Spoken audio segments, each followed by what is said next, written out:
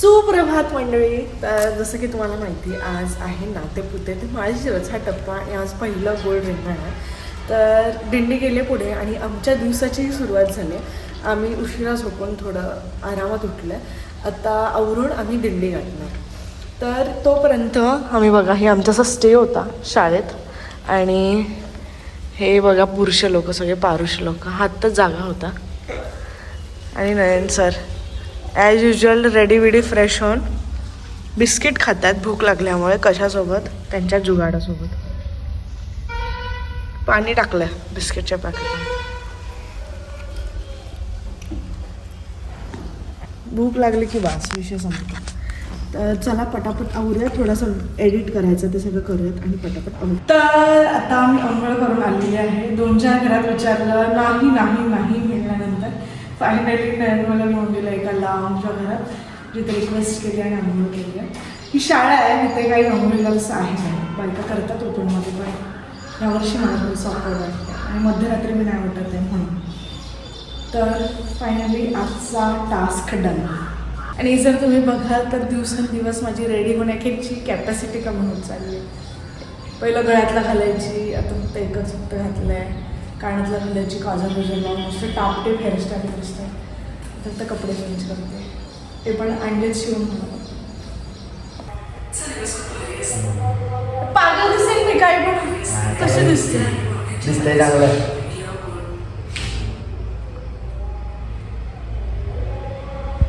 आता उभा बघा काल आमच्या ह्यांनी काय जुगाड केलेलं. ह्या लाईटीला लावलेलं holder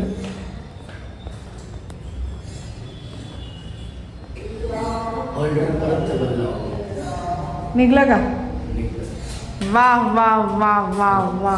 I am so proud of you. I am so proud of you. आहो.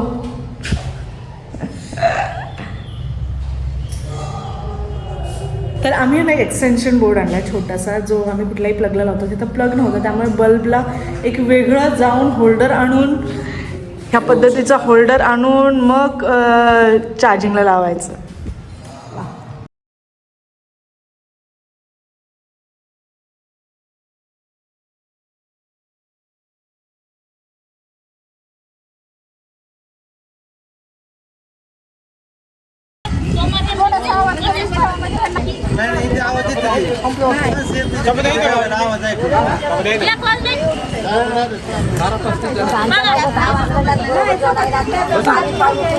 तर आता जेवण केलंय आणि आम्ही निघालोय रिंगणाकडे. रिंगण माऊलींची पालखी ऑलरेडी पोचली आहे. रिंगण ऑलरेडी स्टार्ट झालंय. आम्हाला झाला उशीर, रस्ता आटपला नाही आमचा, पण ठीक आहे. आणि मध्ये जेवण करायला पण थांबलो, पण नंतरचा सोहळा पण पूर्ण बघण्यासारखा असतो. ऑलरेडी लोक तुम्हाला माहिती आहे रिंगण बघण्यासाठी साधारण सकाळपासून वगैरे तिथे थांबतात. आणि मी महाकुंभमध्ये जेव्हा गर्दी अडकलेली ना, तेव्हापासून मी ट्राय करते की जास्त गर्दीत नाही जावं. शॉर्ट्स वगैरे भरपूर आहेत, भेटतात पण मित्रमंडळी आहेत ते तुम्हाला दाखवेन, पण माहित नाही मी जास्त गर्दीत जाईन की नाही. तर पालखी अजून आलेली नाहीये थँकफुली. मला वाटलं आली ती.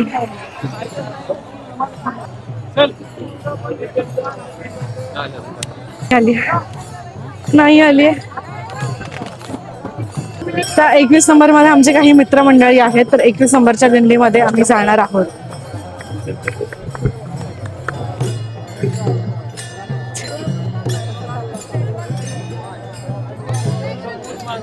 आपल्यासोबत आहेत आज शिव महाराज. बोल की काय येऊन थांबलेत, बराच वेळ झाला. अशा प्रकारे थांबतात. आता इथे चाललंय मानांच्या दिंड्यांचं, गोल फिरतात मानांच्या दिंड्या. आणि ते आतमध्ये आहे ना, इथे मध्ये मोकळं दिसतंय, तिथे पालखी असते आणि ते लोक बसतात, त्यांच्यामधून अश्व धावतो. आम्ही आतमध्ये जाण्यासाठी जागा शोधतोय. अँड आय नो नयन आहे तर आम्ही जाऊच फॉर शुअर. आहेत फ्रंट व्ह्यूला हे बघा. आता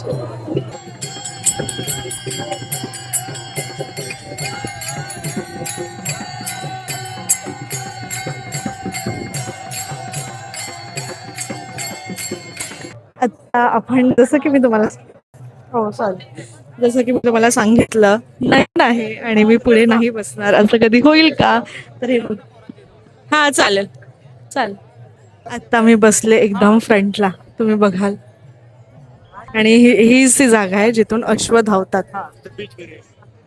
आणि इथे आपले बरेचसे फॉलोवर बसलेत, एकदम भारी वाटतंय. ज्ञानोबा माऊली तुकाराम.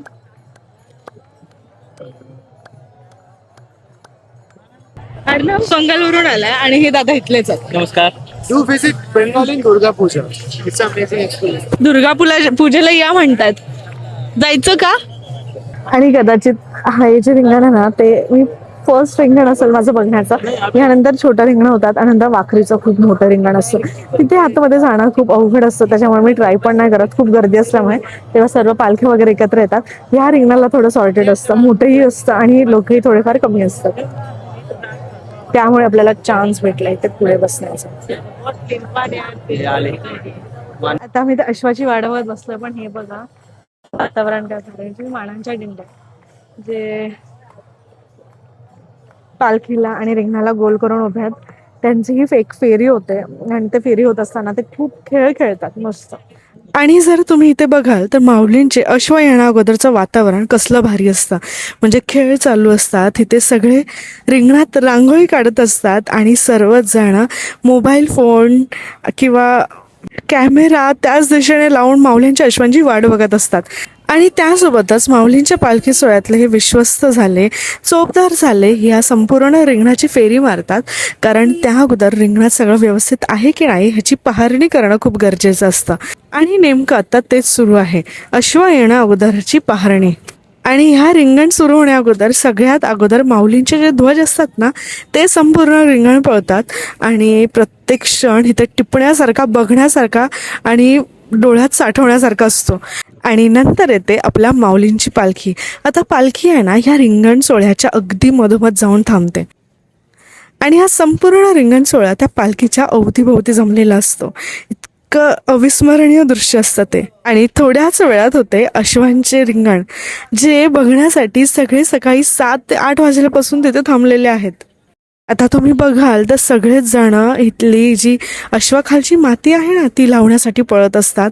सगळेजण त्या अश्वांची माती डोक्याला लावतात, सगळं करतात. का माहिती आहे, असं मानलं जातं हे जे अश्व आहे ना त्याच्यावरती माऊली स्वतः बसतात आणि ही माऊलींच्या पायाखालची धूळ आहे.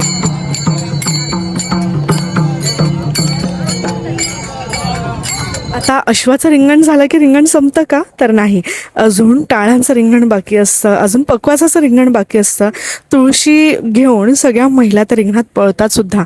तर त्यासाठी आम्ही त्या पालखीच्या जवळ गेलो आणि इथे सुरू होता खूप सुंदर अंगारती शहारे आणणारा नादब्रह्म.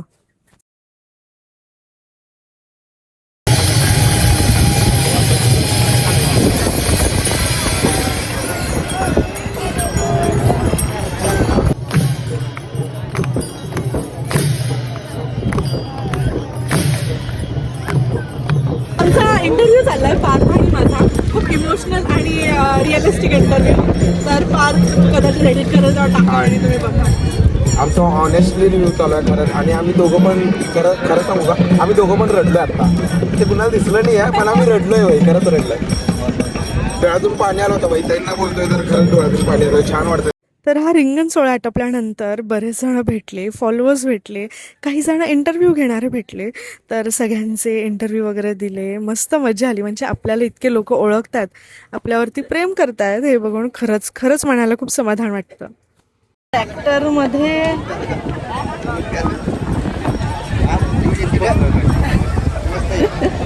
शेतकरी जोडी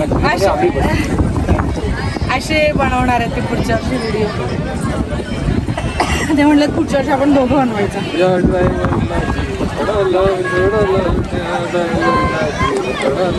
कुठलं गाणं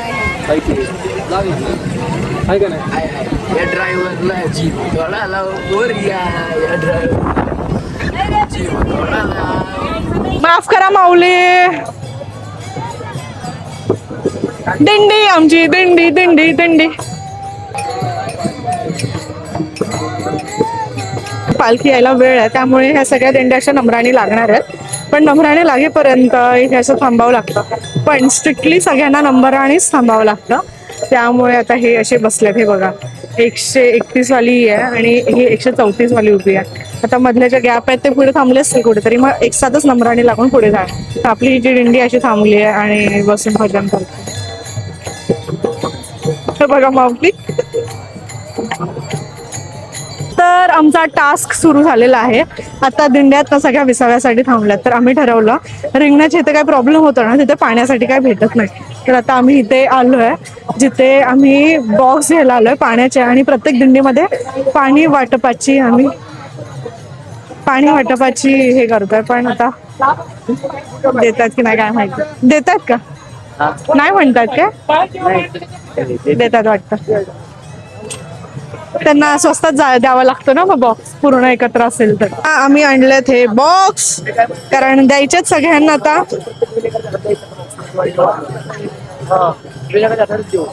प्रत्येक आम्ही असा प्लॅन केलाय, आमच्या टीमने प्लॅन केलाय की प्रत्येक दिंडीतले जे विणेकरी आहेत त्यांच्याकडे एक एक बॉक्स द्यायचा जेणेकरून सॉर्टेड होईल. Okay task.